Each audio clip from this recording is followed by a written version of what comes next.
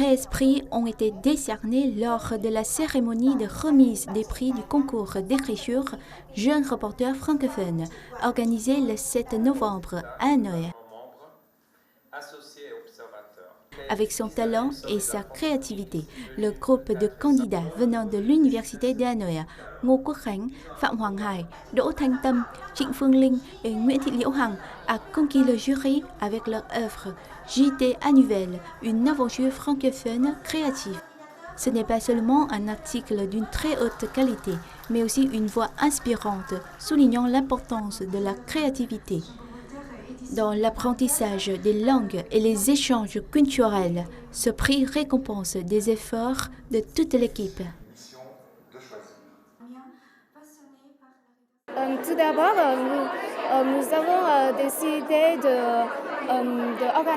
d'organiser des réunions et des échanges pour définir la structure de l'article et choisir les photos adaptées.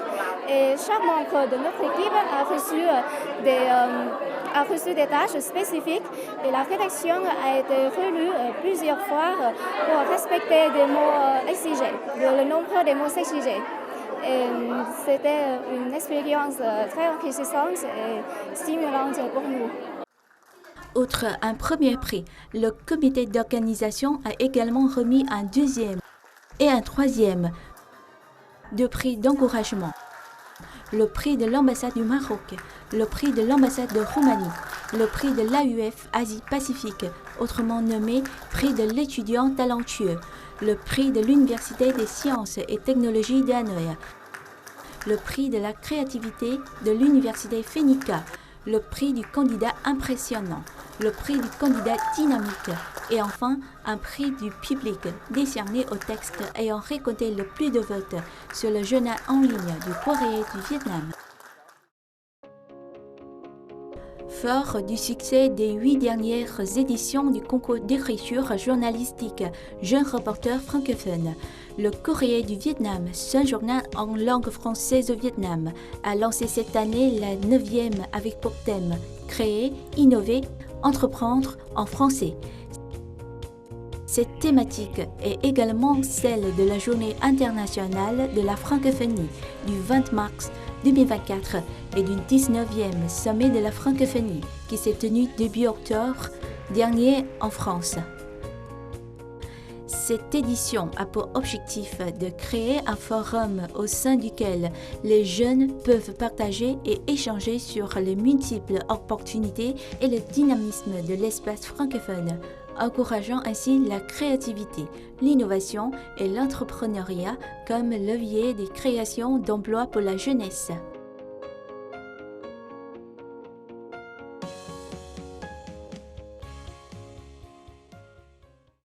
Cette problématique peut nous montrer que le français est vraiment une langue de communication, d'entrepreneuriat et d'innovation et de création de l'emploi pour les jeunes qui est au centre de l'attention de toutes et de tous.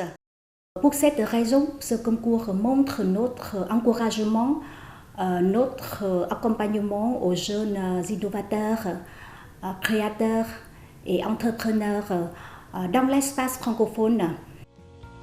Pour organiser avec succès ce concours annuel sous les auspices de l'Agence vietnamienne d'information VNA, le Courrier du Vietnam travaille en étroite collaboration avec ses partenaires francophones que sont la représentation régionale pour l'Asie et le Pacifique de l'Organisation internationale de la francophonie, sponsor principal du concours, aux côtés de l'AUF Asie-Pacifique, de la délégation générale Wallonie-Bruxelles au Vietnam, des ambassades de France, du Maroc, de Roumanie, de Suisse, du Canada, de l'Institut français du Vietnam, ainsi que de l'Université des sciences et technologies d'Hanoï et de l'Université Fenica, sans oublier des entreprises comme l'agence de voyage EMI Travel and Events.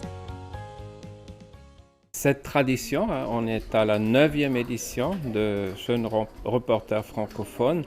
C'est vraiment une plateforme magnifique pour les jeunes pour pouvoir s'exprimer en français, pour décrire justement leurs projets très concrets. Et puis, avec la collaboration du Courrier du Vietnam, c'était formidable aussi votre promotion pour inciter les étudiants de traiter ce sujet. C'est une très très bonne initiative hein, et cela démontre aussi qu'il y a beaucoup d'intérêt pour l'usage du français hein, et donc également il y a pas mal de jeunes qui se destinent probablement à des métiers de journalisme hein, et qui le font en français en plus. Donc c'est une raison supplémentaire pour nous de les soutenir. Hein.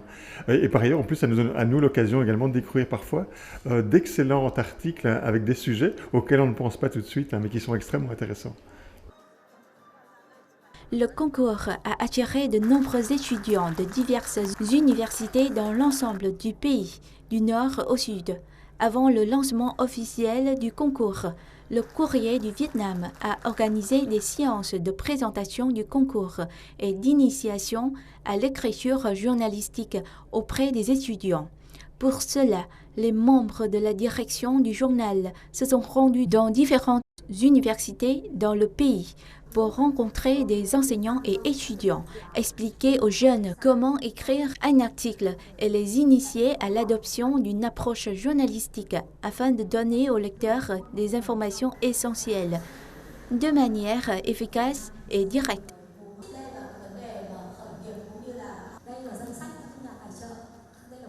En août dernier, je suis venue à l'Université de Hanoï et à l'Université Phenica présenter la 9e édition du concours Jeune Reporter francophone aux professeurs et aux étudiants des départements de français.